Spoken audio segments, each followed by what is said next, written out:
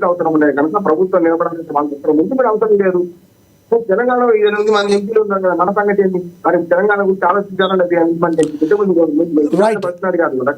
Right. Rammohan గారు ఒక్క నిమిషం రామ్మోహన్ గారు, మనకి కె సుజాత గారు కాంగ్రెస్ నేత జాయిన్ అయ్యారు, స్పోక్స్ పర్సన్, ఆవిడతో మాట్లాడదాం. సుజాత గారు నమస్తే అండి. సుజాత గారు హరీష్ రావుపై, కేసీఆర్ పై కొన్ని తీవ్రమైన ఘాటైన వ్యాఖ్యలు అయితే ముఖ్యమంత్రి చేశారు. అయితే చంద్రబాబు నాయుడు కోసం ఇప్పటికీ రేవంత్ రెడ్డి పనిచేస్తున్నారని కొంతమంది రాజకీయ విశ్లేషకులు మాట్లాడుతున్నారు. ఇప్పుడు రామ్మోహన్ గారు కూడా అనలిస్ట్ మాట్లాడుతున్న పరిస్థితి. నిజంగా చంద్రబాబు నాయుడు కోసం రేవంత్ రెడ్డి గారు పనిచేస్తున్నారా? నేను ఒక మాట అడుగుతాను. Good afternoon. రీసౌండ్ వస్తుంది, ఓకేనా? పర్లేదు, ఇక్కడ క్లియర్గా ఉంది. Continue please. ప్యానెల్లో ఉన్న పెద్దలు ఏమన్నారో నాకు తెలీదు, నేను వినలేదు. నా వర్షన్, నా పార్టీ వర్షన్, నా ప్రభుత్వం వర్షన్ నేను చెప్తాను. చంద్రబాబు నాయుడు గురించి పనిచేయాల్సిన అవసరము రేవంత్ రెడ్డికి ఉంటది అనుకుంటారా? వాళ్ళు ఇద్దరు ఒక పార్టీలో ఉన్నారు కాబట్టి ఆయన మీద ఏది పడితే అది నెపమేద్దామని అలా అనుకుంటే కేసీఆర్ కూడా టీడీపీ నుంచి వచ్చినటువంటి వ్యక్తి. మరి అలాంటప్పుడు కేసీఆర్ కూడా చంద్రబాబు నాయుడు మనిషి అనుకోవచ్చు కదా. గతంలో ఆయన్నే స్వయాన జగన్మోహన్ రెడ్డికి పనిచేసినటువంటి వ్యక్తి. మన అసెంబ్లీ సాక్షిగా జగన్మోహన్ రెడ్డి తెలంగాణ నుంచి నీళ్ళని సౌహృదయంతో కేసీఆర్ మనకి ఇచ్చారు అని చెప్పినప్పుడు ఎవరి ఇక్కడ ఉన్న వాళ్ళ, లేని వాళ్ళ, లేకపోతే మిగతా వాళ్ళ చెప్పాల్సినటువంటి బాధ్యత.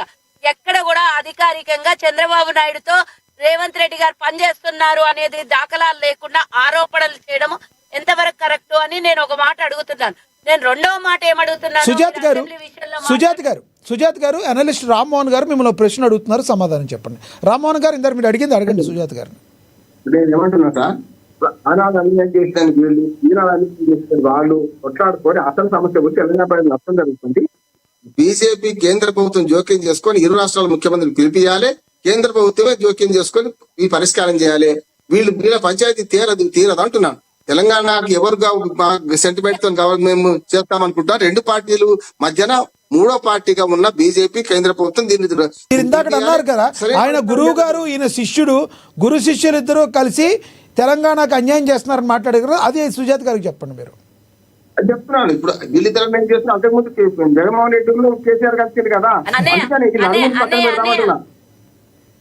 నలుగురు పక్కన పెడదాం. కేంద్ర ప్రభుత్వం ప్రెజెంటేషన్ మీరు చూస్తుంటే నిన్న మీరు రేవంత్ రెడ్డి గారు, మా నీటిపారుదల శాఖ మంత్రి ఉత్తమ్ కుమార్ రెడ్డి గారు నిన్న పీపీటీ ఇచ్చినప్పుడు మీరు అది మొత్తం లైవ్ లో చూస్తుంటే ఏం జరిగింది, ఎవరికి దారాదత్తం చేశారు, అఫీషియల్ గా రికార్డ్స్ మేము అసెంబ్లీలో పెడతాము అని రేవంత్ రెడ్డి గారు క్లియర్ గా నిన్న చెప్పారు. ఉత్తమ్ కుమార్ రెడ్డి గారు pin to pin 2.5 hours explain చేశారు నిన్న. ఎక్కడైనా కాంగ్రెస్ గాని రేవంత్ రెడ్డి గారు గాని ఎక్కడైనా వారి ఇన్వాల్వ్మెంట్, నీళ్లు ఈ రోజు తెలంగాణకు దక్కకుండా ఆంధ్రప్రదేశ్ కి 511 టీఎంసీల నీళ్లు ఆంధ్రప్రదేశ్ కి వెళుతున్నటువంటి విషయం, అది కేసీఆర్ ఒప్పందమా లేకపోతే రేవంత్ రెడ్డి గారు ఎక్కడన్నా ఆంధ్రప్రదేశ్ ముఖ్యమంత్రి చంద్రబాబు నాయుడుతో కుమ్మక్కై చేసిన విషయమా అనేది మీకు గమనిస్తే అర్థమవుతుండే. ఎక్కడ కూడా రేవంత్ రెడ్డి గారు గాని ఉత్తమ్ కుమార్ రెడ్డి గారు గాని పొల్లు పోకుండా నిన్న ప్రతి విషయం క్లియర్ గా చెప్పిండ్రు. ఆ విషయం మీరు నిన్న లైవ్ చూసింటే బాగుండే. అది కూడా మళ్ళీ పీపీటీ కూడా మళ్ళీ అసెంబ్లీలో ఇస్తామని చెప్పారు. ఎందుకంటే పార్టీలో ఉన్నటువంటి మానవులకి కానీ మాకు కానీ రేపు పొద్దున్న మీడియా ముందు కానివ్వండి మేము సమాధానం చెప్పాల్సినటువంటి పరిస్థితి వస్తే ఎదుర్కోవాల్సినటువంటి సమస్యలు ఎందుకు ఏదైతే హరీష్ రావు గారు మాట్లాడారో ఈ తీవ్రంగా అసెంబ్లీలోకి వచ్చినప్పుడేమో గౌరవంగా ఏదో మాట్లాడినట్టుగా యాక్ట్ చేస్తారు, కానీ బయటకు వచ్చిన తర్వాత అసభ్యంగా మాట్లాడతారు.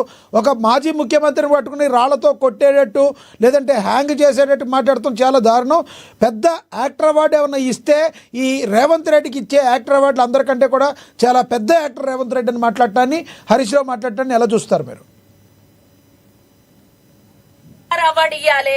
హరీష్ రావు మాటలని కన్సిడర్ చేస్తే ఆయన తప్పించడానికి ఇవన్నీ మాటలు ముఖ్యమంత్రి గారి మీద వేస్తే నిజమైన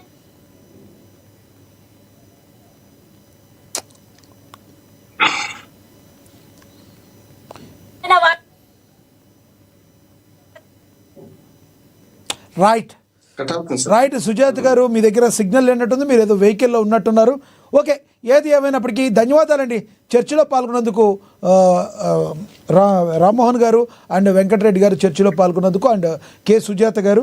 ఏదేమైనప్పటికీ కూడా హరీష్ రావుపై ముఖ్యమంత్రి రేవంత్ రెడ్డి తీవ్రస్థాయిలో విమర్శలు అయితే గుప్పించారు. కేసీఆర్ అనాలోచిత నిర్ణయాల వల్లే ఆంధ్రప్రదేశ్కు ఎక్కువ నీళ్లు వెళ్ళాయని సీఎం రేవంత్ రెడ్డి అయితే స్పష్టం చేశారు. ఇక కృష్ణా జిల్లాలో 550 టీఎంసీల నీళ్లు ఇవ్వాలనే వాదనను అసలు కేసీఆరే వినిపించలేదని ఆయన అయితే తెలిపారు రేవంత్ రెడ్డి. నీటి వాటా కోసం అపెక్స్ కౌన్సిల్ మీటింగ్లో వాదనను వినిపించలేదని ఆయన పునరుద్ఘాటించారు. కేసీఆర్కు రాజకీయ సమాధి తప్పదనే, ప్రస్తుతం తప్పుడు ప్రచారం చేస్తున్నారని, అబద్ధాలు పోటీ పెడితే కేసీఆర్